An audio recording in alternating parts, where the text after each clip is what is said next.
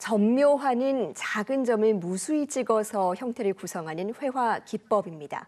이 섬세하고 밀도 높은 표현이 가능하지만 그만큼 더 오랜 시간이 필요한데요. 오늘 뉴스브릿지에선 다채로운 점들을 통해서 멸종위기 동물을 생생하게 기록하고 있는 고민정 작가를 만나봅니다. 어서 오세요. 안녕하세요. 예, 먼저 시청자들께 인사 부탁드립니다. 네, 안녕하세요. 저는 점으로 그림을 그리고 이야기를 전하는 고민정이라고 합니다. 그림책 작가이자 일러스트레이터로 활동하고 있어요.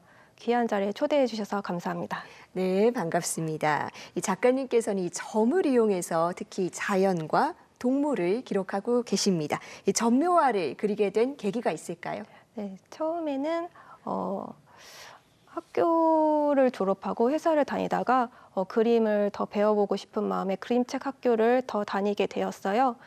예전 저의 그림은 붓과 색연필로 귀여운 그림들을 그렸었는데 저에게 맞다는 생각이 들지가 않더라고요. 그래서 그 학교에서 그림을 배우면서 다양한 기법을 배우고 나중에 선생님의 추천으로 점을 그리게 시작되었습니다. 네, 그다음에 이렇게 점으로 그리는 방식은 다른 작업 방식과 어떤 점이 다를까요? 네, 점은 처음에는 저에겐 이렇게 점들이 모여서 만들어지는 낡은 듯하지만 따뜻하게 다가오는 질감이 좋았어요. 그리고 나중에는 생각이 많은 저에게 이렇게 천천히 진행되는 방식이 잘 맞는다는 생각이 들었고요. 그리고 제 그림을 자세히 보시면 그 점들이 완벽하지가 않아요. 그런 점들의 모양이 저와 닮았다는 생각이 들기도 하고 또 그러한 점들이 모여서 만들어지는 이미지랑 이야기가 저에게 와닿아서 계속 점으로 그림을 그리고 있습니다. 네, 2017년에 펴내신 그림책 더 박스가 이 작가님 첫 작품입니다. 네. 어떤 내용을 담고 있습니까? 네, 더 박스는 산속에 버려진 개에 관한 이야기예요. 글은 없고 이미지로만 흘러가는 그림책입니다. 그 사람에 의해서 산속에 버려진 작은 강아지가 스스로 성장을 해서 성견이 되어가는 이야기를 담고 있어요. 요즘에도 계속 문제가 되고 있는 유기견에 관한 내용을 다루고 있기도 하고요. 그 강아지를 사람의 입장에서 한번 바라본다면 다양한 관계 속에서 이유도 모른 채 일방적으로 단절되는 어떤 누군가에 대한 이야기로도 볼 수가 있습니다. 예, 굉장히 최근에 이슈가 되고 있는 내용이기도 한데 네. 그렇다면 이 작업을 하시는 동안 특별히 기억에 남는 일이 있으셨을까요? 네, 그 배경에 필요한 사진을 구하기 위해서 나무가 많은 산책로를 찾아갔어요. 거기서 자료를 모으던 중에 하얀 개가 갑자기 저한테 다가오더라고요. 그리고선 저를 신경 쓰지도 않고 풀을 뜯어먹고 영역 표시를 하면서 자연스럽게 산책을 하는 거예요. 저는 그 모습이 마치 그림책의 주인공 같이 느껴졌고 그 아이를 저의 그림책에 담아야겠다는 그 모습들을 담아야겠다는 생각으로 참고를 많이 했습니다. 나중에는 주인분이 뒤에서 따라오시더라고요. 지금은 다시 보기 힘든 장면일 테지만 저한테는 지쳐있던 순간에 찾아온 굉장히 네. 신기했던 경험이었습니다. 네, 지쳐있던 순간에 찾아온 신비로운 경험. 네.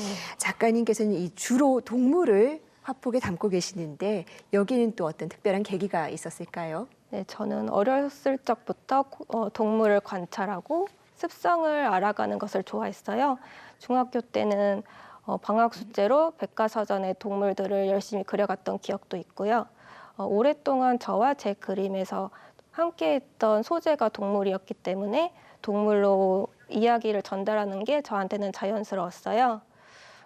지금은 동물의 형태뿐만 아니라 그들이 가지고 있는 상징성이 그림에서 언어처럼 작용해서 그림을 더 풍부하게 만들어주는 점을 좋아합니다. 네, 그렇다면 이 동물을 그리실 때 특히 주안점을 두시는 부분이 있을까요? 네, 저는 동물의 털과 피부 표현에 조금 더 신경을 써서 작업을 해요.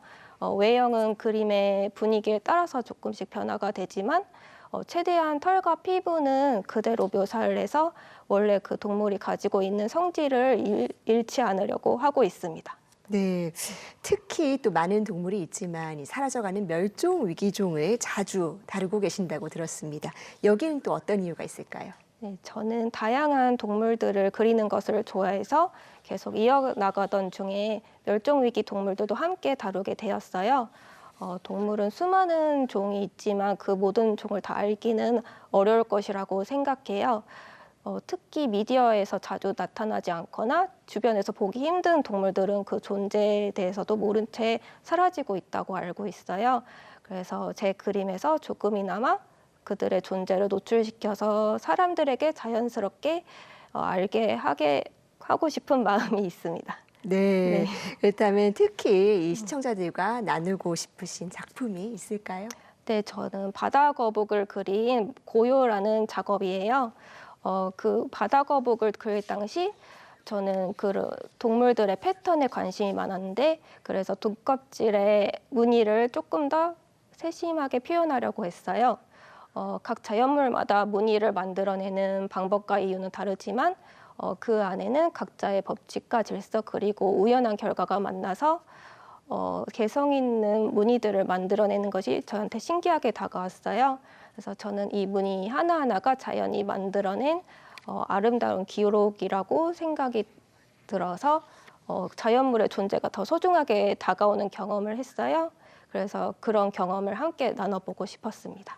네, 조금 전 화면에도 나왔지만 이 정교한 무늬 속에 우주가 담겨 있는 것 같기도 하고 정말 이 등껍질 무늬가 아름답게 느껴집니다. 이런 이 멸종 위기종이나 이 다른 동물들이 화폭에 담으면서 이 작가님께 또 어떤 변화들이 있었는지도 궁금한데요. 네, 저는 예전에 그려보지 않은 동물을 그릴 때는 다양한 사진들을 참고해서 열심히 관찰을 하는데 비슷한 동물들을 여러 번 그리다 보면 제가 잘 안다고 생각하고 관찰을 소홀히 하는 조금 안 좋은 습관이 있더라고요.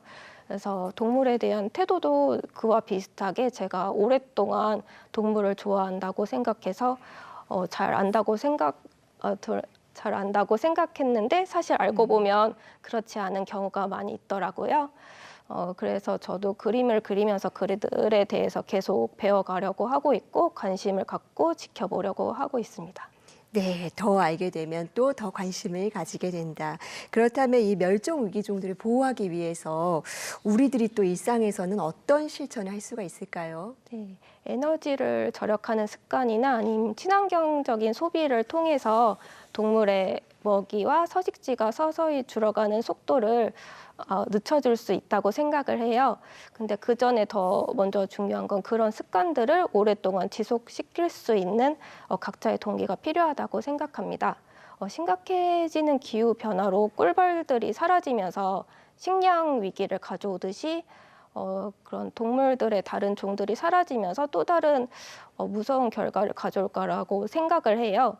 그래서 그들을 잊지 않고 보호하려고 한다면은 동물뿐만 아니라 우리의 삶도 지켜낼 수 있을 거라고 생각합니다. 예, 그렇다면 마지막으로 꼭 전하고 싶으신 말씀이 있으실까요? 네, 점으로 작업을 하다 보면 속도가 느려지고 그림이 제가 원하는 방향대로 흘러가지 않을 때가 있어 답답할 때가 있어요. 근데 네. 또 완성에 가까워지다 보면은 열심히 찍고 그린 저의 점이 헛되지 않다는 것을 느껴요. 일상에서도 종종 하고 있는 일이 보잘것없다고 느껴지지만 나중에는 그 경험들이 모두 저에게 무의미하지 않다는 걸 알게 되더라고요. 그래서 지금 당장에 자기의 작은 행동과 경험들이 소용없다고 여겨질 수도 있지만 그것들이 모두 미래의 자신의 변화에 대해서 도움이 될 수 있을 거라고 생각하고 열심히 해주셨으면 좋겠습니다. 네, 정말 우리의 행동 하나하나가 이 작은 점처럼 모여서 세상을 이루는데요. 아까 이 점묘함만이 주는 그 따뜻한 느낌 좋아한다고 하셨는데 아마 바로 이 작고 소중한 점들을 꼭꼭 찍으시면서 아마 세밀하게 그려넣으신 진심 덕분이 아닌가 싶습니다. 작가님 오늘 말씀 잘 들었습니다. 감사합니다.